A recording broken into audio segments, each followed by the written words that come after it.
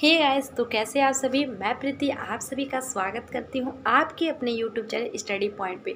दोस्तों, उम्मीद करती होंगी कि आप अपना और अपनी फैमिली का अच्छे से ध्यान रखते होंगे। तो आई होप कि आप सभी की तैयारी बहुत ही ज़्यादा अच्छे से चल रही होगी। आप सभी के एग्ज़ाम बहुत ही ज़्यादा नज़दीक आ गए। ये बात बताने की तो नहीं है, क्योंकि आपको तो पता ही है कि आपके एग्ज़ाम नज़दीक आ रहे, लेकिन अगर आपको किसी चीज़ को बार बार याद दिलाया जाए तो आप उस चीज़ के प्रति ज़्यादा जागरूक होते हैं।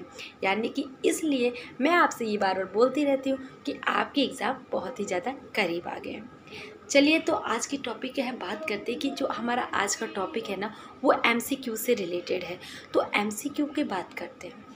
देखिए, आज की इस वीडियो में कोई जादू मंत्र तो नहीं सिखाने वाली हूँ कि MCQ को कैसे करेंगे, लेकिन बस एक कुछ साइंटिफिक रीज़न है जिसके कारण अगर आप इस वीडियो को पूरी देखते हो तो कुछ ना कुछ आपको पता चल जाएगा कि हमको MCQ में क्या क्या चीज़ें अपनानी चाहिए उसको सही करने के लिए। जादू मंत्र है नहीं, तो अगर आप इस वीडियो को इसलिए देख रहे हो कि मैम कुछ जादू मंत्र सिखाएंगे, तो ऐसा बिल्कुल नहीं है। मैं कुछ साइंटिफिक रीज़न ही बताऊँगी जिसके कारण आपको आई होप कि समझ में आ जाए कि हमको MCQ कैसे अटेम्प्ट करना है। ठीक है, तो चलिए बताती हूँ। सबसे पहला टेक्निक ये होता है कि जो एलिमिनेशन स्ट्रेटजी अपनानी चाहिए, चाहे क्वेश्चन हो या MCQ हो, हमको एलिमिनेशन स्ट्रेटजी देखनी चाहिए। एलिमिनेशन स्ट्रेटजी क्या होता है, क्वेश्चन को पढ़िए, क्वेश्चन से रिलेटेड जो चैप्टर है उसको ध्यान दीजिए, उसको ध्यान देते वक्त टॉपिक से रिलेट कीजिए। अगर उसमें कुछ क्वेश्चन ऐसे हैं जो वो दूसरे चैप्टर से रिलेटेड है, तो आप उसको क्या कीजिए, उसको एलिमिनेट कीजिए। सबसे पहला पॉइंट ये होता है कि अगर किसी भी MCQ के 4 ऑप्शन में से अगर आपको एक ऑप्शन ऐसा मिलता है ऑल ऑफ द एबव करके, तो 95% रीज़न है, साइंटिफिक रीज़न है कि वही आंसर होता है। और अगर आपको किसी आंसर में ये लिखा हो नॉन ऑफ द एबव, तो वो 10% होता है जो रॉन्ग होता है। तो आपको नॉन ऑफ द एबव को ज़्यादा चूज़ नहीं करना है, यानी कि उससे आपको बचना है। आप अगर उस MCQ का आंसर नहीं आ रहा है तो ऑल ऑफ द एबव की तरफ भी बढ़ना चाहिए, क्योंकि बहुत ही ज़्यादा चांसेस होते हैं उसी आंसर के सही होने में। अगली पॉइंट, सिमिलर अगर आंसर दिया गया, सिमिलर आंसर का मतलब होता है कि कुछ ऐसे आंसर जो एक ही टॉपिक से रिलेटेड है और 2 दिए हैं, तो कहीं ना कहीं उन दोनों में ही आपका क्या होगा, सही होगा। जैसे कि अगर मैं बात करूं बायोलॉजी में किसी MCQ को लेते हैं, जैसे कि अगर DNA के साथ RNA दिया है और माइटोकॉन्ड्रिया दिया है, तो आप किसकी तरफ जाएंगे, माइटोकॉन्ड्रिया को एलिमिनेट कर दोगे, क्योंकि DNA के साथ हमेशा RNA होता है। तो DNA सही होगा या तो RNA सही होगा, तो हम इन दोनों में ही क्या करेंगे, उसको पहले रखेंगे, फर्स्ट प्रायोरिटी देंगे।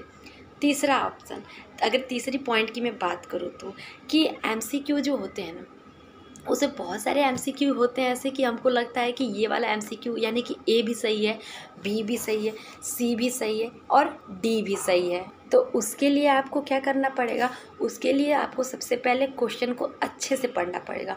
जब आप क्वेश्चन पढ़ते हो तो धीरे धीरे आपको समझ में आने लगता है कि ये क्वेश्चन है किस चैप्टर से। आपको चैप्टर पता चलता है, चैप्टर पता चलने के बाद आप उस चैप्टर से रिलेटेड टॉपिक देखोगे।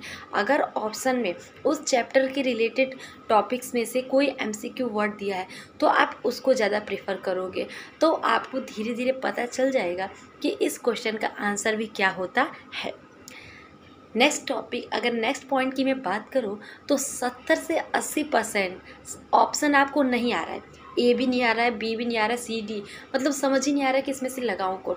तो आप ज़्यादा से ज़्यादा यानी कि फर्स्ट प्रायोरिटी आप B और C को देंगे, यानी कि ऑप्शन नंबर B और ऑप्शन नंबर C को देंगे। ऑप्शन नंबर B और ऑप्शन नंबर C की ज़्यादा उम्मीद होती है, उम्मीद मतलब ज़्यादा चांसेस होते हैं उसके सही होने के लिए। नेक्स्ट और इम्पॉर्टेंट जो आजकल आपको हर एक एग्ज़ाम में देखने को मिल रहा है, असर्शन और रीज़न, यानी कि निष्कर्ष और कथन और निष्कर्ष करके होता है। तो आपको इसमें क्या करना है, आपको ये अगर नहीं भी आ रहा है तो आप उसको बिना कुछ सोचे आप उसमें ये लगा दीजिए कि उसका ए भी सही है और आर भी सही है, यानी कि असर्शन भी सही है, रीज़न भी सही है और उसकी सही व्याख्या करता है।